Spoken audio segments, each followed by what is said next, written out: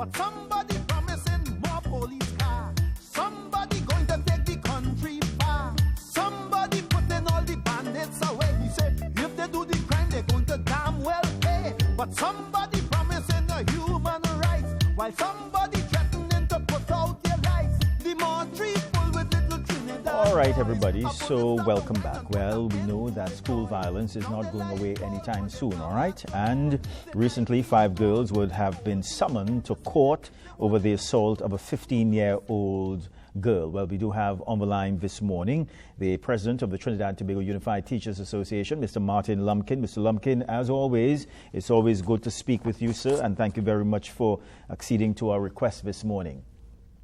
Hi, good morning, Mr. Hopkinson. Good morning, Trinidad and Tobago. Thank you for having us on your program once again. All right, Mr. Lumpkin, but before we get into the issue at hand, I see that TTUTA has expressed some concern about school being dismissed early today.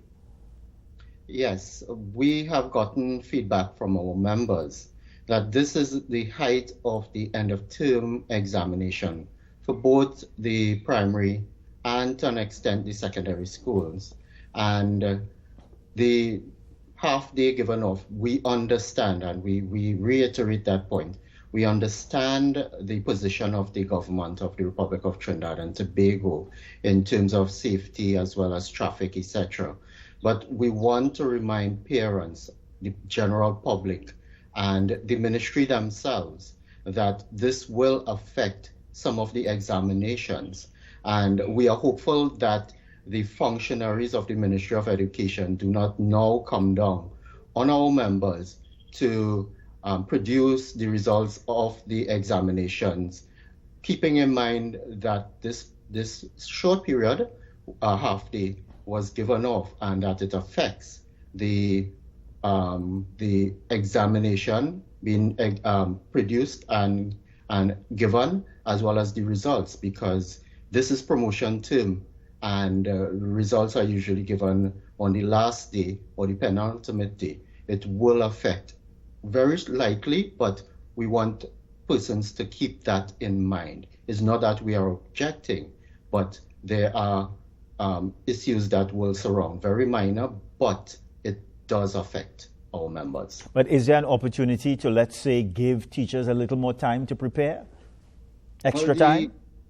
There will always be contingency. Yes. And I know that our members will do the best that they can to produce the records and the reports at the end of the term.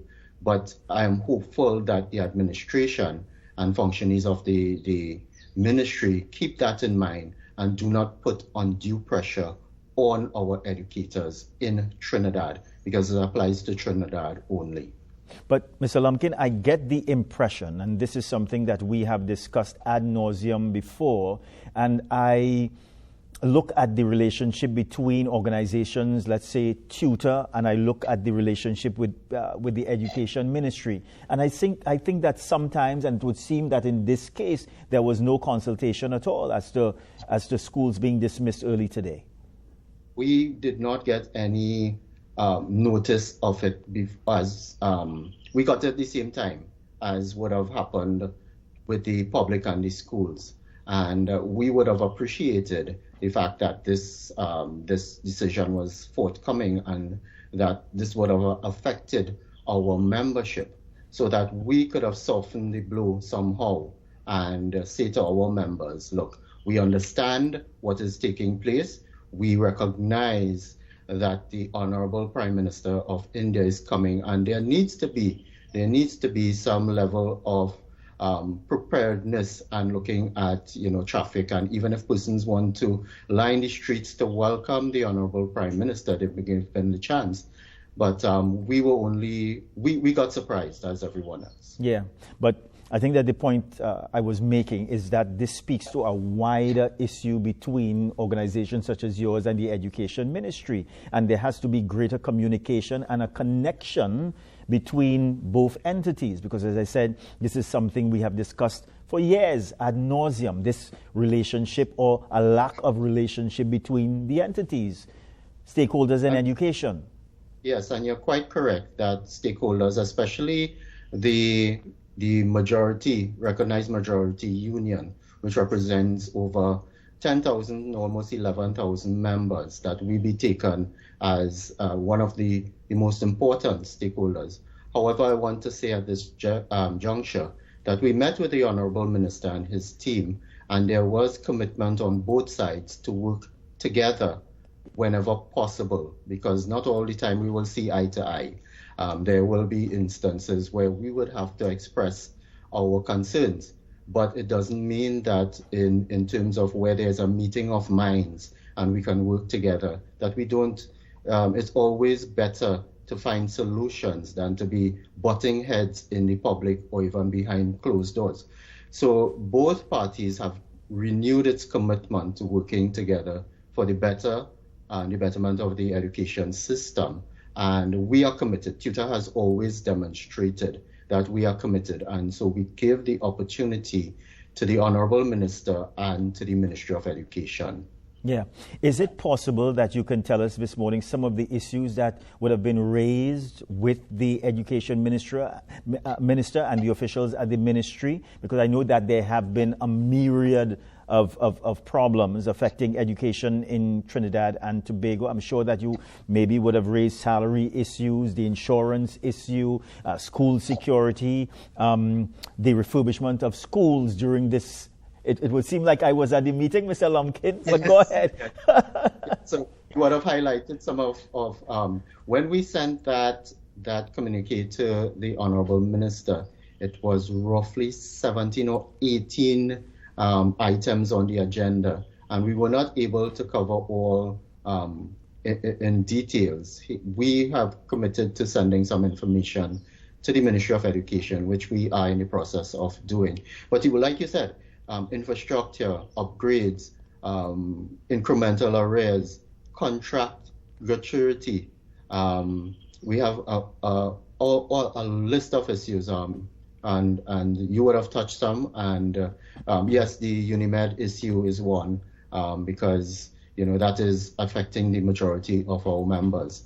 And so we would have brought it to the attention of the Honorable Minister. UTT, that issue since 2010, the graduates of UTT who are still assistant teacher primary ATPs, we have brought it up and spoken about our tripartite meeting.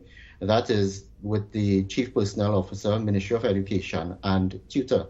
There are a number of outstanding issues. We are hoping that, and there are low-hanging fruits that I think we can address at this time. But what was the feeling that you got maybe at the meeting, and after the meeting you felt that something was achieved? You feel that some of the requests that you would have made, that they are going to be addressed, dealt with? You felt optimistic following the meeting? We were optimistic. There were times that we were a little disappointed with the responses. However, generally, we are optimistic that the Honorable Minister, and I must say, he has committed to meeting with us termly, and the Permanent Secretary, Mr. McKellar, has also committed to meeting with us on a monthly basis. So those are positives that we believe going forward. And I must say there are outstanding issues with third schedule. Our members from supervision, curriculum, etc. Traveling is one. And let me say at this juncture, we had our central executive meeting yesterday. And the General Council previously would have given permission for the association to take public action when it comes to the third schedule, because this is long outstanding. Their traveling is one. There are some officers who have not gotten their traveling. The last time they would have gotten traveling was September of last year. So you're looking at sometimes 6 to 8 months or more that they are owed this.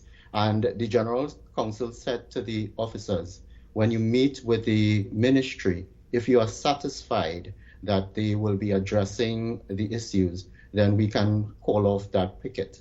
And we were satisfied that the ministry gave the commitment to looking at it. But to this date, so we called it off, but to this date, it has not improved significantly. So we may have to revise that that and go back to the General Council. However, we are still optimistic that the Permanent Secretary and the Honorable Minister will find the ways to deal with that system and have our officers being paid on time. But generally, we are optimistic at this time. But going forward, the proof is in the taste. The proof of the pudding is in the tasting. Yeah, well, Mr. Lumpkin, let's hope that things improve this time around, because, every year at the beginning of the new school term, we have our yearly discussions about when it comes to schools and the period that should have been taken during the vacation period to fix these schools. Of course, again, a number of problems we have discussed over a period of time: rat infestation, electrical problems,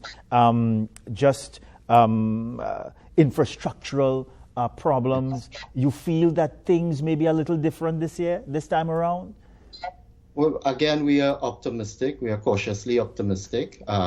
We did approach the ministry to ask for the list of schools that are earmarked for the vacation repair program, the opportunity of 7 weeks to really have some infrastructural work being done. We are always mindful of the economic situation, but we are saying that there are infrastructural and health and safety should be top priority when it comes to those who occupy our nation's schools, both at Trinidad and Tobago.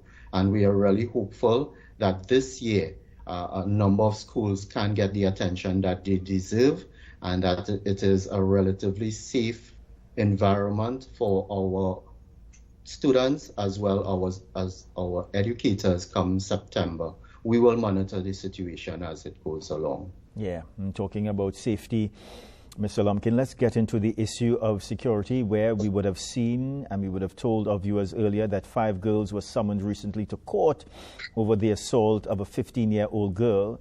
I can't remember, Mr. Lumpkin, of seeing something like this in recent times. And I know that the Prime Minister would have spoken about school violence. I know that the Police Commissioner would have spoken about it. I don't know if you get the impression that this time around, of course, it all deals with consistency, because strong statements are made sometimes and then it really fizzles out. But you get the impression that, well, this administration is going to do something permanently, if I can put it that way, about the problem? We look forward to any solution, any intervention that will impact on violence and indiscipline in our nation's schools. But while we tackle it within the schools, there must be interventions outside of the school. And we've been consistently saying that the family, the home, the community has its part to play. We have non-governmental institutions as well as faith-based, a number of institutions that can intervene at this time. So when you're looking at within the schools, this should be short-term. And I must say that there were interventions from previous administrations. In terms of whether it was effective, that can be debated. However, what we are seeing now, and we, as you rightfully said, we're hoping to see consistency as well too. So if they're brought before the courts, what will be the intervention of the court? How are they going to deal with the parents of those students as well too? Is there going to be any intervention of reformation as well too? Because you don't want to just put them in the penal system and there's no reformation. So when they come out, at least there's change in behavior, attitudes, etc. You may not get all, but at least most of them. And so even with the suspension and expulsion, we recognize that it is necessary. However, once it's done properly, once there's lead up of intervention, and that's the last resort, yes. But what happens when they are suspended or they are taken out of the school system? What interventions are there going to be? We look forward to that as well too, because you can't just throw them out into the streets and hope that they will reform. There are institutions that will take them in and show them that sort of guidance and love. It may not be the positive type, but they may very well end up and the other side of the law continuing. And we don't want that in our society. These institutions that you have spoken about, have they worked well, fairly well? What's your assessment?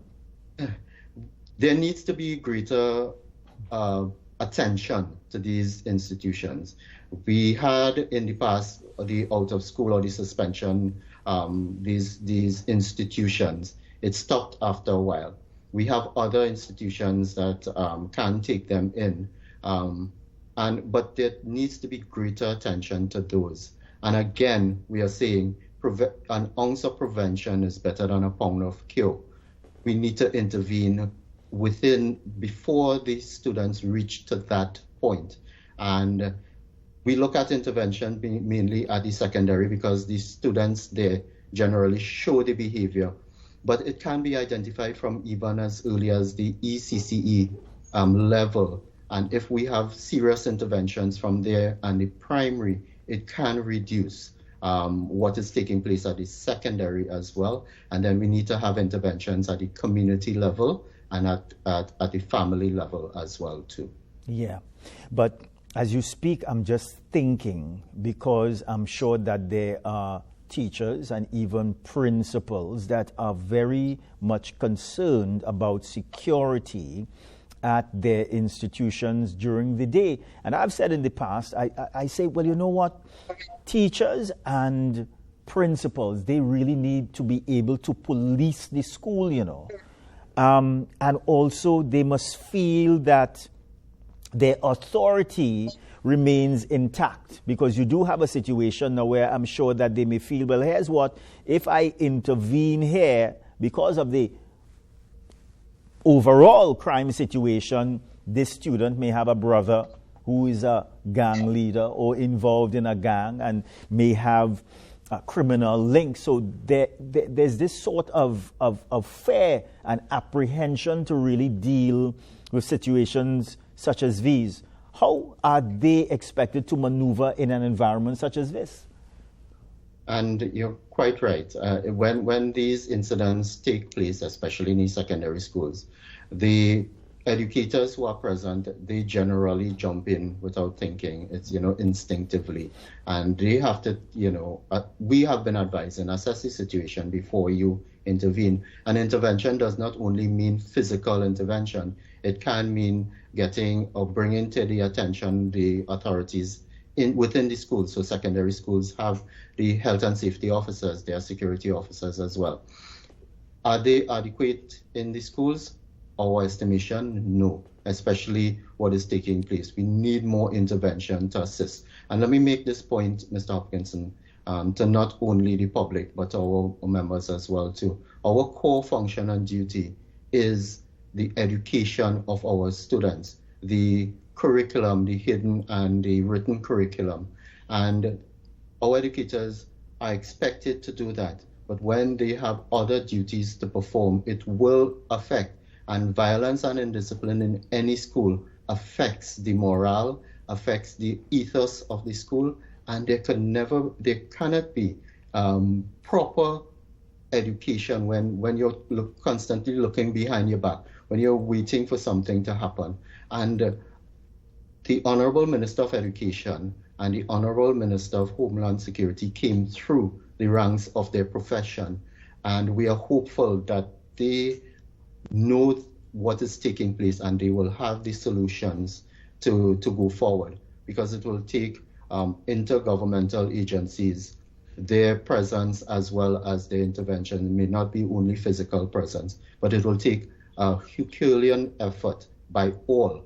And I want to say this, I said it I think at your last program, that this should not be a political ball to be kicking around.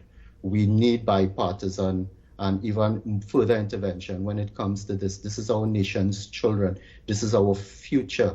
This is, going to impact on what is going to take place 1, 2, 5, 10 years down the road. And if we don't get it right, we will regret. We have started to regret some of the things we didn't do in the past. We have the opportunity to get involved and change it. And I think that we should. We really do. And let me say, TTUTA is always willing and able to assist in any way possible. But Mr. Lumpkin, isn't it a worrying state of affairs? And I refer to a particular situation, I believe it was earlier this year, where we would have seen a student and a teacher fighting, and they are exchanging blows, and I remember the teacher collapsing and bleeding, and it has to be a worrying state of affairs, I think. Yes, in that particular instance, when you have the students fighting with the educator, it is worrying to us because where will it go now? What else? Mm-hmm. And we've seen quite recently, it happens and it happens, but we've seen quite recently where students are taking the opportunity to bring weapons into the school as well too. And if that continues, then you have to wonder what will happen to those who try to enforce some level of discipline and law and order within the schools. So we have to really not only step back, we have to really take a look at what is taking place and get that intervention, because God forbid, we don't want anything worse than what took place at that school to happen. And, you know, it is a sense of what is generally taking place by some of the members of society, that respect for the institution, which is the educational institution, and those who perform that noble profession of educating. Now, I will, and TTUTA will be the first to admit, we do have some errant persons within, just like all professions. And we advise our members to please take your profession as serious as possible. And so when we talk about minor things as well, but that seem to be minor, late coming, and those sort of behaviors, you need to teachers should be held at a greater standard because of what they do. And we need to bring back that respect for our educators and the institutions that perform education in our country. Mr. Lumpkin, I just have about 2 minutes again, but I want to put this on the table. You think it is adequate enough for the guard at the institution, at the gate of the institution, to be patting down the student? Because the reality is, as you're saying, students are bringing weapons into the environment, the school environment. They are bringing drugs into the school environment. Is this patting down adequate? Because I know that there was a discussion some years ago about the calls for the introduction of scanners at schools. And that suggestion was frowned upon at that time. Is this something that the authorities should be looking at this time around? Mr. Hopkinson, it's unfortunate that we may have to reach to that position, because our institutions, our schools should be safe havens. We shouldn't have to be checking our students for that. That's a bigger problem. But if it needs to be done to have our students, other students who are willing to learn and abide by the law and be protected, our educators, those who occupy our schools, if it's necessary, then we have to do it in the short term. And apart from patting down, we have to have adequate security officers that patrol the schools, because we have heard instances, anecdotal instances, where items are thrown over the walls of the schools, at the back of the schools, because there's not monitoring. We may have to install CCTV cameras that can monitor the perimeter as best as possible. But it is a sad day when we have to reach to that. And I said once that I went to St. Francois Girls. There was an incident there, and we were speaking with the media outside. And when I look at the school perimeter fencing, it resembles a high security prison. Yes. And those subliminal messages. So when you have those sort of security fencing, and then you have security guards checking and so on, that subliminal message is that, that what is really taking place. And, you know, why should we be at a level where our schools look like prisons? Yes, it is to keep out intruders, etc., but schools should not be to that point. And, you know, really, when you look at it, it gives a sad picture, and we really need to have that intervention, if not today, as far back as 5, 10, 20 years ago. Yes. Mr. Lumpkin, it's always a pleasure speaking with you. Thank you very much for your perspective this morning, sir. We do appreciate it. Bye for now. You're welcome. Thank you again.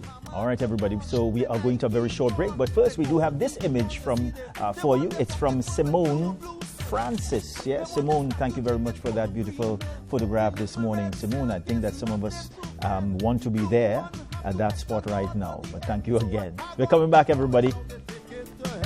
But look where we reach, well, I hear a madman ball. As he spread out on a wall, he said, this is it, I've been hit.